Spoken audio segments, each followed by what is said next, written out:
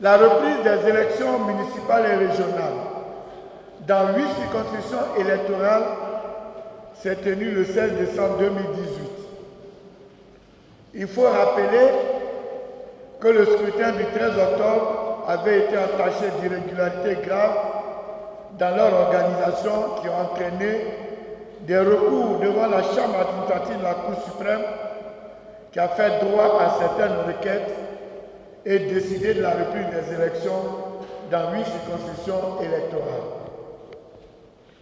Le PDCRDA déplore une fois encore des actes de violence.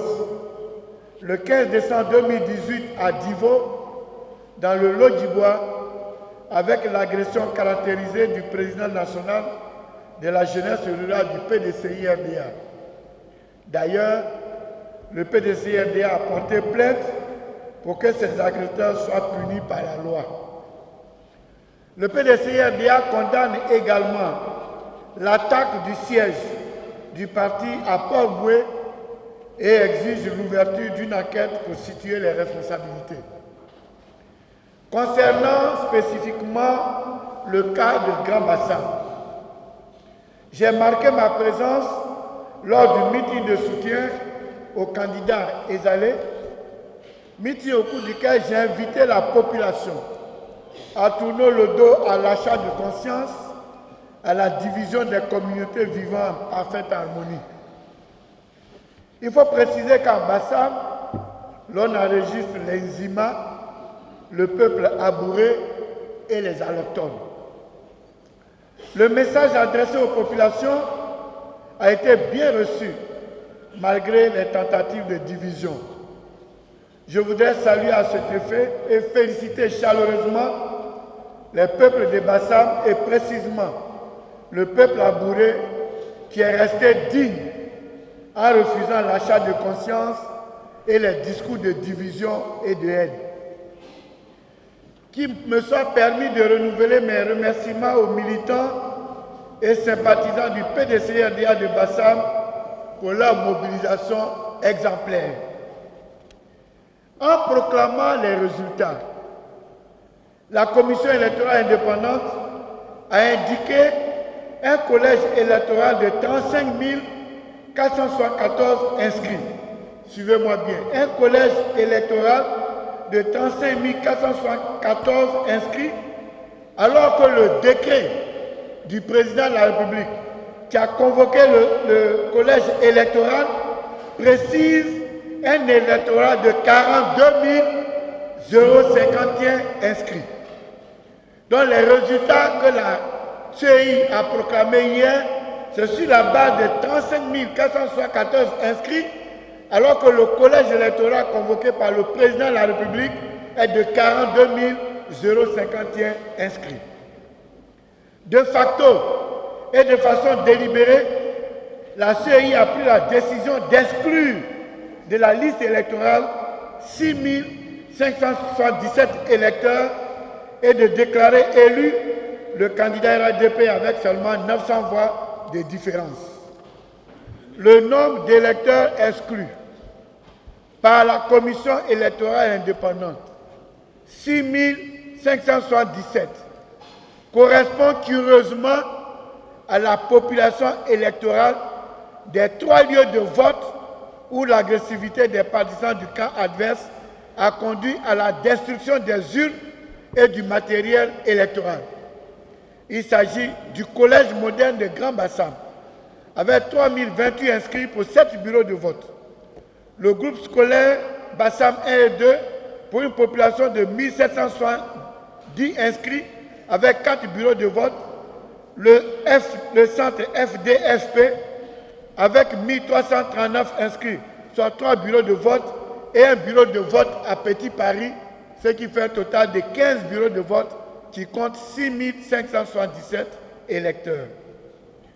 Les 3 lieux de vote, collège moderne, le groupe scolaire Bassam 1 et 2 et Petit Paris, sont situés dans le quartier France de Grand Bassam et lieu de résidence des Nzima, classés au patrimoine de l'UNESCO.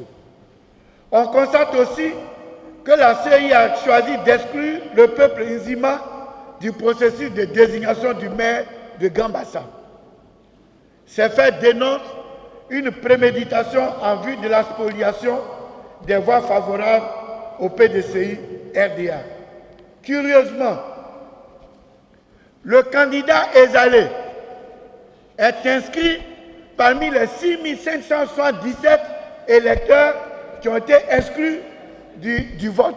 Or, notre code électoral dit qu'on ne peut pas être électeur si on n'est pas éligible. Donc le candidat du PDCI lui-même, on a barré son nom de la liste des électeurs. Il est à noter que lors du scrutin du 13 octobre 2018, 2500 électeurs s'étaient exprimés dans ces trois lieux de vote et le PDCI l'avait largement remporté par 2025 voix. Toutes ces casses et violences se sont opérées sous les yeux d'une escouade des forces de l'ordre qui se sont comportés comme des spectateurs. Ces agissements sont de nature à semer les germes d'une crise sociale dans les communautés vivant jusqu'à présent en parfaite harmonie. Pour le PDCI-RDA, les résultats qui ont été proclamés par la CEI ne représentent que des résultats partiels, étant entendu que la CEI n'a pas le pouvoir d'exclure 6777 électeurs régulièrement inscrits dans les lieux de vote vandalisés par les loubas du RHDP et qui avaient pris part au vote en octobre 2018.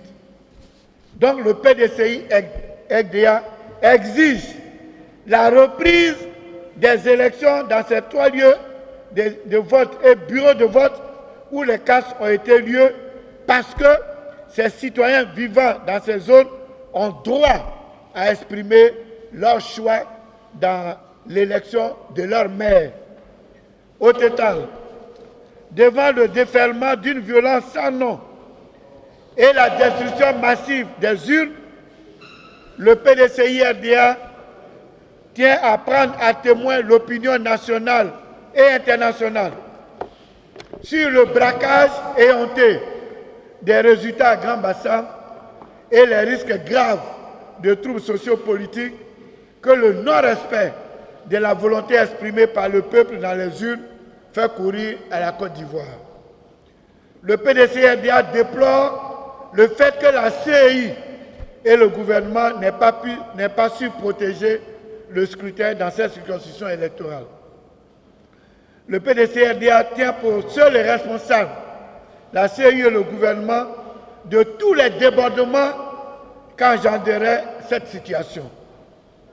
Le PDCI-RDA, enfin, demande aux militants et sympathisants du PDCI-RDA de rester sereins et mobilisés.